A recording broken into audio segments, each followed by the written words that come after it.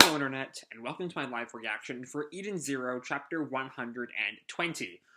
When we last left our heroes, the gang still on the Eden Zero, specifically the ex-Draken gang members, and Wise and Hermit, were going up to Ziggy's server to try to reverse the anti-human android virus.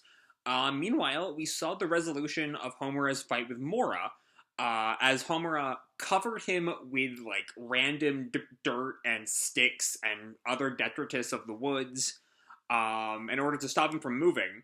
But then, to undo that, Mora undid his glue form, giving Homura the opening she needed to finish off Mora. So that was great to see. But yeah, that's the story going into Chapter 120, Rebecca versus Britney.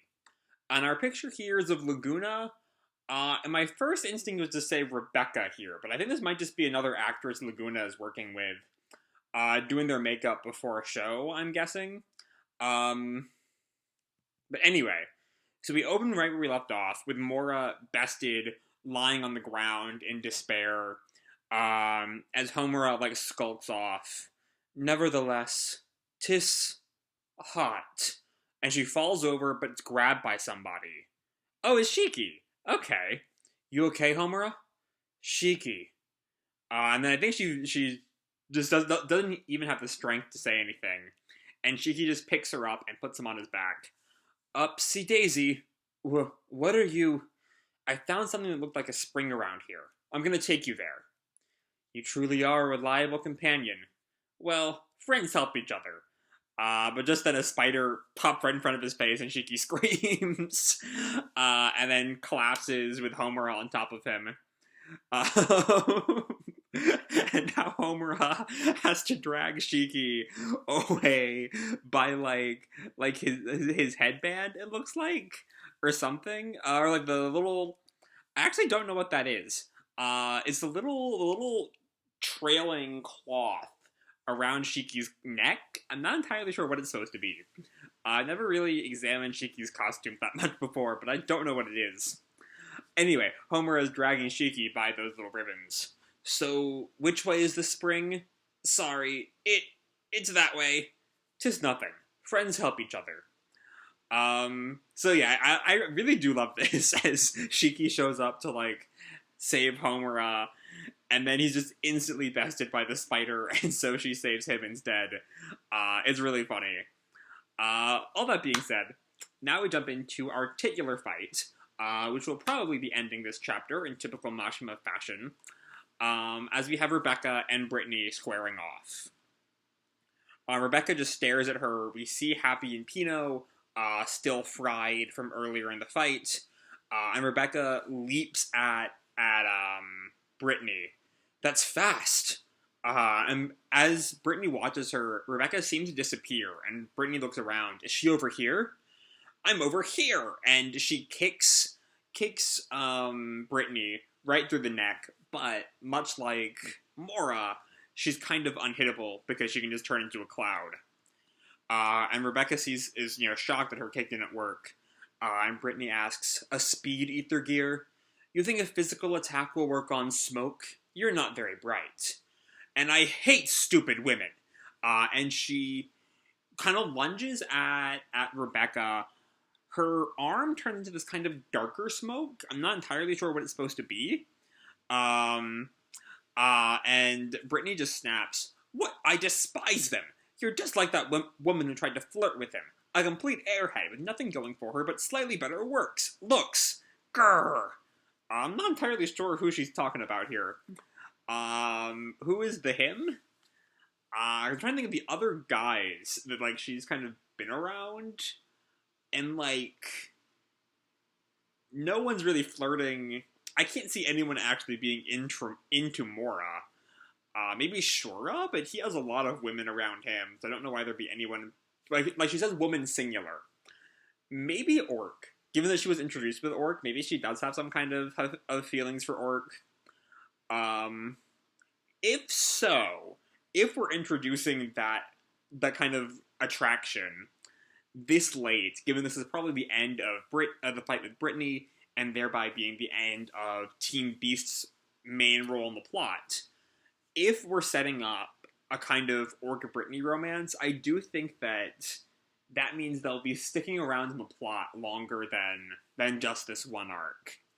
Um, Maybe they'll pull a Laguna and Wise and Clean and end up joining the crew eventually, possibly. I don't know. Anyway, Rebecca's just kind of shocked. What's with her? Scary. And we see in the smoke that Rebecca dodged, a plant kind of withers and dies. It seems to be some kind of poison. What the? The ground is poison mist, and the poison mist lunges for Rebecca again. Bimbos like you deserve to rot and die ugly deaths. And Rebecca gets out of the way. And we see the mist kind of envelop this tree, and we see Rebecca, her foot, like, make contact with the ground as she lunges towards Britney again for another kick. It doesn't do much, and it gets her awful close to that poison mist. Speed won't help you fight smoke. But just then, Rebecca disappears. Just an afterimage? You're running away! And yeah, we see Rebecca has picked up Happy and Pino and is just hightailing it out of there. Well, my attacks won't hit you, so bye! I mean, yeah, Britney's kind of harder to hit than Mora was. Not even the sticks plan that Homura pulled out against Mora would really work here. You can't even look at the battle up to this point and calculate the difference between your speed and my smoke speed. You're so stupid, it's sad. And she kind of speeds up to go after Rebecca. And yeah, she's quickly gaining on Rebecca. No way! She's fast, too? In that case, it's kind of scary, but I'll take this path. And she goes headlong into the flames, it looks like. Shocking Britney. Though I don't know why that would help much, given that, Britney's kind of, ethereal. She can just pass right on through. Or not. Britney kind of rises, and Rebecca says, I remember learning that smoke goes up when it's next to fire. I don't know why, though. Miss Miyako talked about it on her STEM Girls channel, which is apparently some science, some science channel. When air heats up, it gets lighter and creates an upward current, which carries smoke upward with it. And Britney snaps at her, I can't believe you subscribe to the STEM Girls channel! I like they're just talking about their favorite YouTubers, or least favorite YouTubers in Britney's case, in the middle of the fight. Like, what other manga has combatants discussing YouTubers mid-fight scene? This is iconic. This is some perfect shit.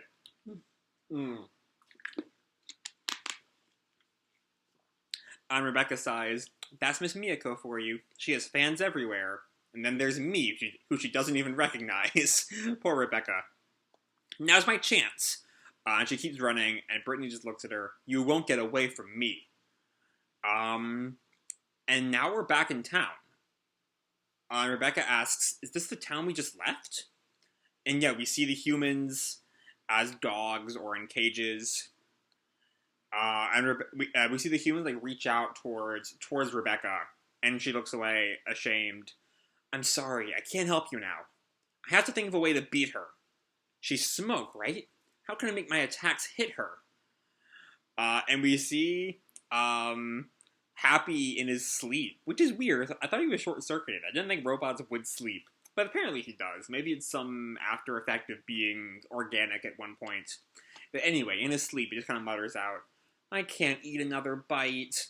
And Rebecca snaps at him. Now is not the time for that kind of cliche. But then all of a sudden she gets an idea. Eat? Is she gonna eat the smoke? Of course! I just have to eat her! What? Huh?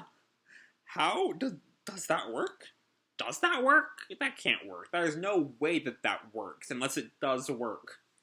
Brittany's caught her now. There you are, bimbo! And then she sees, there, the home electronics shop. Oh, could she, like, absorb the smoke, maybe? I don't know. You keep saying I'm stupid, but you don't know anything about me. Yeah, it's a vacuum cleaner. Okay. I'm gonna suck you up with this. A vacuum cleaner? And she tries to turn it on, and it doesn't do anything. She keeps clicking the on button over and over again. What? Why won't it turn on? And Britney, it has a user lock. Don't you even know that? You really are stupid. But just then, Pino, pings awake. And then immediately, despite the fact that her eyes are very wide on the first panel she wakes up, the next one she kind of, goes back, one eye closed and one eye barely open. Because she's still injured. But she still gets out. The password is A66E. Too late, bimbo! Blah! And her poison mist kind of spews throughout the room. Ah! Miss Rebecca! And we see Rebecca screams as the poison gets at her. Which is not good, because she's kind of in a contained room. It's highly corrosive Malvaro nitride. Guess what happens to a human body when exposed to it? And we see Rebecca's skin starting to rot. We also do see her ether gear, which is a sign as to how this might play out. Its skin rots away. This is going to be censored somehow for the anime. I just know it. They're not going to actually show Rebecca's skin physically rotting. But yeah, as she's physically rotting away, Cat Leaper activates. And we go back in time to right before Rebecca right before Britney catches up to Rebecca in town. So we're now in World 31. And now with a Rebecca who can keep her memories fairly consistently, apparently. Though this is not great for the people who felt that the Cat Leaper power was something of a Deus Ex Machina, because it definitely kind of is here. But anyway, there you are, bimbo, right where we left off. Time turned back? The next thing I did was go into the electronics shop. I found a super high-powered vacuum cleaner with a user lock, but now I know the password. A66E. And then we're right back in the store. A vacuum cleaner? And now she sucks up Britney. And as Britney's she screams as she's sucked into the vacuum cleaner, and then she poofs, and she's in there. I don't care if I'm stupid. It's better than being a smart person who hurts others. Ow, Neko, kick! And she kicks the vacuum cleaner way into the distance. Not sure that's the best move in case the vacuum cleaner breaks when it hits the ground and just lets Britney free. But okay. And then Rebecca's kind of has a sigh of relief. Whew. And Pino, who's awake again, looks up at Rebecca. Miss Rebecca, how did you know the password before I analyzed the vacuum? Cat Leaper activated. I heard the password from you in a different future. That power of yours really is amazing. And then Rebecca thinks, but it felt different than last time. Are we really in world number 31 now? It felt like when I fought Nino. The world didn't move. Time just went backwards. Maybe my power can. And that is the end of the chapter. Okay. So, let's dig in. This is a fun chapter. It's really, really fun. Another well thought out tactical fight like we saw with Mora last time. Like I kind of brought up, it does rely a little bit more on Cat Leaper Ex Machina to save everything. Or maybe just Leaper Ex Machina. If there's a difference between when Rebecca used it in the fight with Nino and when she used it in the fight with, or after Shiki's death in World 29. Then it's only Cat Leaper when she fully, moves into a different timeline. Because the difference is, I think, that with Nino and here, nothing else changed. Besides Rebecca being a little bit earlier in the timeline. When Rebecca shifted from 29 to 30, we saw there were differences in the world outside of that period of time where she went back to. Specifically Captain Connor. And presumably whatever happened with Ziggy to make him go evil. So yeah, there is some kind of difference between Cat Leaper and Leaper, is my best guess. So we're not actually in World 31. So yeah, that's a good thing to know. It doesn't really result in much. Though I'm curious about this line, maybe my power can, here. Um, like, what is she... Maybe is she talking about undoing... Maybe... Cause I'm thinking maybe she's thinking about undoing the virus, going back in time before Ziggy arrived at Foresta, and undoing this whole arc. And it might make sense that she would think that, given that I don't think she knows about the satellite. Only Wise and the ex-Draken guys know about the satellite, and the Starshines, of course. Because Hermit told Wise and the rest of the people on the Eden Zero, while Shiki, Rebecca, and Homura were dealing with their fights. But like that's not really necessary. They're gonna go to the satellite and undo it, and then everything will be happily ever after. So maybe she's specifically talking about saving the people who died there.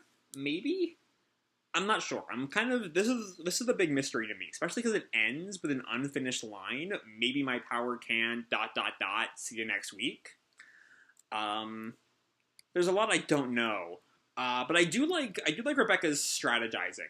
Like, Brittany is convinced that Rebecca is very stupid, and we see that Rebecca isn't. She's not some kind of super genius, sure, but she knows, she sees the shop, and she instantly gets the vacuum cleaner idea, and it works.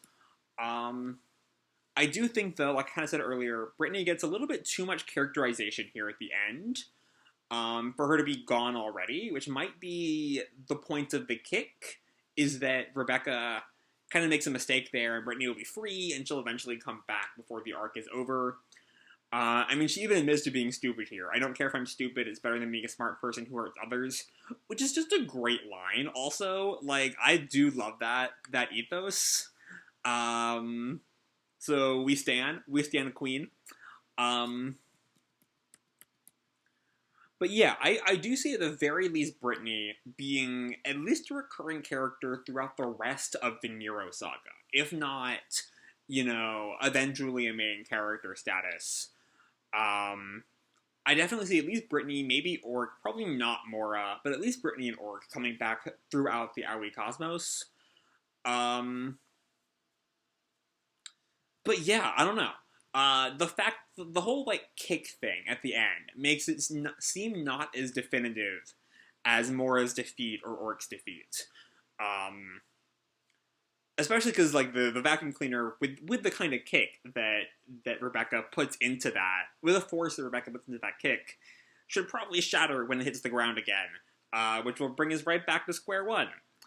So we'll see what happens with that. Maybe we'll find out who exactly Orc is or Brittany is so into. But yeah, that being said, Team Beast is now done. Orc, Mora, and Brittany have all been brought down, which means all that's really left to do on Foresta is deal with the satellite. And then we'll have, we'll, like, undo the virus, and then we'll head off to we're starting to find the relic that brought us here in the first place, right? But then we'll head off to wherever in the Aoi Cosmos we go next to let the Poseidon Nero saga deepen. So yeah, the chapter was a lot of fun. It was a good fight. It's a good, well thought out fight. It relies ever so slightly on a Leaper X Machina. But, like, the fact that Rebecca would have won anyway had she known the password a little bit earlier makes it a little less cheap feeling. And that all she does is get the password and do the same thing over again. So yeah, there's some kind of thought that Rebecca's having over Leaper, which I'm curious to see how that plays out. But for the most part, this is just Rebecca outplaying her opponent with the power of science, both with the vacuum cleaner and with the fire bit that happened midway through the chapter that I didn't really dig into. So yeah, this was a really fun chapter, and I can't wait to see how Foresta starts to wrap up, now that we're kind of moving into its endgame. So that's all I have to say for this video. Hope you all enjoyed the chapter and the video itself. If you did, feel free to drop me a like or subscribe. You know, do whatever makes you happy, you know? And remember, your life is your own, okay? Bye!